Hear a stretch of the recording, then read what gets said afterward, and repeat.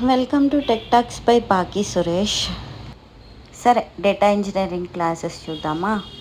అందులో మనం మొన్నటి వరకు సిక్వెల్కి ఇంట్రడక్షన్ అంటే చూసాము. సిక్వెల్ అంటే ఏంటి అని.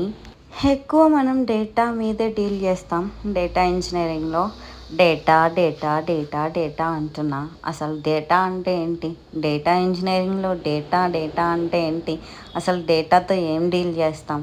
ఇవన్నీ ముందు ముందు చూద్దాము. అసలు మీకే ఒక అవగాహన వచ్చింది డేటా అంటే ఏంటి అని. డేటా ఇంజనీరింగ్లో డేటా అనేది ఒక రా ఇన్ఫర్మేషన్. అంటే అది డిఫరెంట్ సోర్సెస్ నుంచి కలెక్ట్ చేయడం, స్టోర్ చేయడం, ప్రాసెస్ చేయడం, ట్రాన్స్ఫార్మ్ చేయడానికి యూజ్ చేసే ఒక యూస్ఫుల్ ఇన్ఫర్మేషన్ అనమాట. దాన్ని బట్టి బిజినెస్ అనేది డెసిషన్ తీసుకుంటుంది అనేది ఇక్కడ రాసింది. సరే, ఇదే నేను ఎర్లియర్ వీడియోస్లో కూడా చెప్పుంటా. సో మీకు ఇంకా క్లియర్గా అర్థం కావాలి అసలు డేటా ఏంటి, డిఫరెంట్ సోర్సెస్ నుంచి తీసుకురావడం ఏంది, దాన్ని స్టోర్ చేయడం ఏంది, దాన్ని ప్రాసెస్ చేయడం ఏంది, సరే ప్రాసెస్ చేసిన తర్వాత దాన్ని ట్రాన్స్ఫార్మ్ చేయడం ఏంది, దాంతో అనాలిటిక్స్ ఏం చేస్తుంది, అది బిజినెస్కి ఏ విధంగా డెసిషన్స్కి ఉపయోగపడుతుంది అనేదే చాలామందికి క్రియేట్ అయ్యే డౌట్. అసలు డేటా ఇంజనీరింగ్ తెలియని వాళ్ళకి, అసలు డేటాతో బిజినెస్ ఏం చేస్తుంది అని అవగాహన లేని వాళ్ళకైతే ఇలాంటి డౌట్స్ అనేవి డెఫినెట్గా వస్తాయి. I agree for that. In general మీకు ఎగ్జాంపుల్ ఇస్తా, దీన్ని బట్టి మీకు అర్థం అవ్వచ్చు. ఇప్పుడు నేనున్నాను యాజ్ ఏ పర్సన్. నేను ఇప్పుడు ఇండియాలో ఒక మెంబర్ నేను ఉన్నా అంటే నా ఏజ్ ఇంత, సరే ఈ ఏజ్ పీపుల్ ఇంతమంది ఉన్నారు, ఇండియాలో అసలు ఫీమేల్ కౌంట్ ఎంత, సో ఇదంతా తెలుసుకోవాలి అంటే సపోజ్ ఇప్పుడు ప్రతిదానికి మనకి మొబైల్ సిమ్ కావాలన్నా లేకపోతే ఏం కావాలన్నా సరే మనకి ఆధార్ మ్యాండేటరీ అయింది. ఆధార్లో మన డేట్ ఆఫ్ బర్త్ అనేది ఎంట్రీ చేసి ఉంటాము. సో మన డేటా అంతా ఆధార్ సెంటర్లో ఉంటుంది.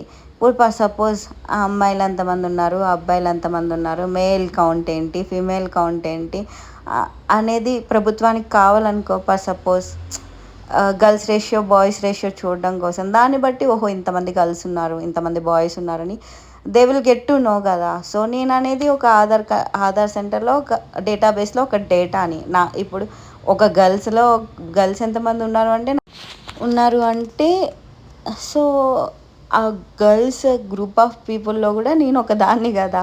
సో నేను నా క్రెడెన్షియల్స్ అక్కడ ఉంచాను కాబట్టి ఆధార్ సెంటర్ వాళ్ళకి సో ఇట్స్ ఈజీ వాళ్ళ డేటాబేస్లో గర్ల్స్ రేషియో చూడటం. సరే, ఈ ఎగ్జాంపుల్ వద్దు నాకు. ఆర్డర్స్, సేల్స్ ఇట్లాంటి వాటిల్లో ఏదన్నా ఎగ్జాంపుల్ చెప్తారా అంటే, సపోజ్ నేను కస్టమర్ని ఒక దగ్గరికి వెళ్ళి ఆర్డర్ చేసుకుంటున్నా. సో సపోజ్ నేను అమెజాన్ అకౌంట్లోనే ఆర్డర్ చేసుకున్నాను అనుకోండి. అమెజాన్ వెబ్సైట్ త్రూ, అదే అప్లికేషన్ త్రూ నేను ఒక ప్రోడక్ట్ ఆర్డర్ చేసుకున్నా అనుకోండి. మనకి స్టేటస్ వస్తూ ఉంటుంది. ఎట్లా? ఇప్పుడు నేను ఆర్డర్ చేసినప్పుడు ఒక ఆర్డర్ ఐడి జనరేట్ అవుతుంది, అది నా పేరు మీద. సో నా పేరు మీద ఏం ఆర్డర్ ఉంది, సో ఆ ఆర్డర్ ఏంటి వాళ్ళు అక్కడ బ్యాక్ ట్రాక్ చేసి, సో ఆర్డర్ని నాకు డెలివర్ చేసి, సో అది నాకు డెలివర్ అయ్యేంత వరకు ట్రాక్ చేసి, సో దే మెయింటైన్ సమ్ సిస్టమ్స్ను. సో అట్లా ఒక ఇట్లా ఇప్పుడు సపోజ్ నేను సేల్ చేసే పర్సన్గా నేను ఒక సెల్లర్గా నేను అమెజాన్లో అకౌంట్ తీసుకున్నా. సో నేను సెల్ చేసే దాన్ని ఎవరెవరు కొన్నారు, ఎంతమంది కొన్నారు, వాళ్ళ దగ్గర నుంచి రివ్యూస్ ఏంటి, అవేంటి అనేది నేను ఎక్కడ చూసుకుంటా? నా ప్రోడక్ట్ ఎక్కడైతే అప్లోడ్ చేసానో ఆ ప్రోడక్ట్కి వచ్చే రివ్యూస్, ఫీడ్బ్యాక్స్ అవన్నీ నోట్ చేసుకునే కదా ఎంతమంది ఆర్డర్ చేశారు, కౌంట్. సో దాని ఫీడ్బ్యాక్స్ అన్నీ తీసుకొని నేను ఇంప్రూవ్మెంట్స్ చేసుకుంటా. లేదంటే కస్టమర్ని బట్టి సేల్ పర్సన్ ఎలా రియాక్ట్ అవ్వచ్చు, సేల్స్ని బట్టి కస్టమర్ కొంతమంది తీసుకొని ఉంటే ఆ ఫీడ్బ్యాక్స్ బట్టి ఎలా తీసుకుంటున్నారు ఇదంతా డేటా అక్కడ పాపులేట్ అవ్వబట్టే కదా ఇది ఈజీ అయిపోయింది. సేల్స్ కస్టమర్స్ నుంచి సేల్స్కి ఎవరి ఫ్లాస్ వాళ్ళు చూసుకొని వాళ్ళు రెక్టిఫై చేయడం. సో నా ప్రోడక్ట్కి పక్కన ప్రోడక్ట్కి మార్కెట్ స్టాండర్డ్స్ సేమ్ ఉన్నాయి, నేను సేమ్ అప్లోడ్ చేస్తా. అంటే సేల్ చేయడానికి ప్రోడక్ట్ పెడతా, అదే ఇంకో పర్సన్ కూడా ప్రోడక్ట్ పెడతాడు. సో ఆ ప్రోడక్ట్కి ఈ ప్రోడక్ట్కి బ్యాక్ ట్రాక్ చేసుకుంటే సో ఇక్కడ ఒక ప్రైస్ ఉంటుంది, అక్కడ ఒక ప్రైస్ ఉంటుంది. సో కంపారిజన్ లెవెల్ కస్టమర్స్కి ఈజీ, సేల్ వైజ్ కాంపిటీషన్ ఎలా ఉంటుందని చూసుకోవడానికి సేల్స్ పర్సన్స్కి ఈజీ. ఇంకా బ్రీఫ్గా చెప్పాలంటే ఒక కస్టమర్ ఆర్డర్ ప్లేస్ చేసినట్టు ఆన్ అమెజాన్ ఒక ఇన్స్టెంట్ ట్రాన్సాక్షనల్ డేటా అనేది క్రియేట్ అయిపోతుంది అనమాట.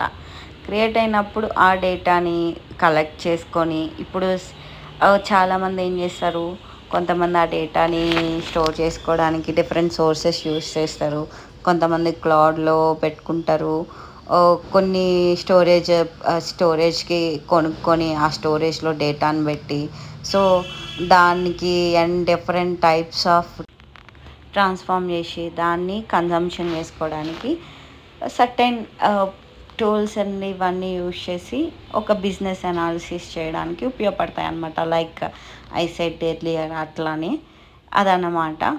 సో ఇంకా డీప్గా అసలు మనం ఒక డేటాబేస్ మీద మనం ఏం చేస్తాం, డేటా మీద ఆపరేషన్స్ ఏం చేస్తాం, అది బిఐ టూల్ వరకు ఎలా పంపిస్తాం, ప్రతిదీ మీకు కావాలి అంటే ఇంకా మోర్ ఇంట్రెస్టింగ్గా వినాలి అనుకుంటే తెలుగులో ముందు ముందు చాలా లెక్చర్స్ చెప్తాను, లైక్ సీక్వెల్ ఇలాంటివన్నీ.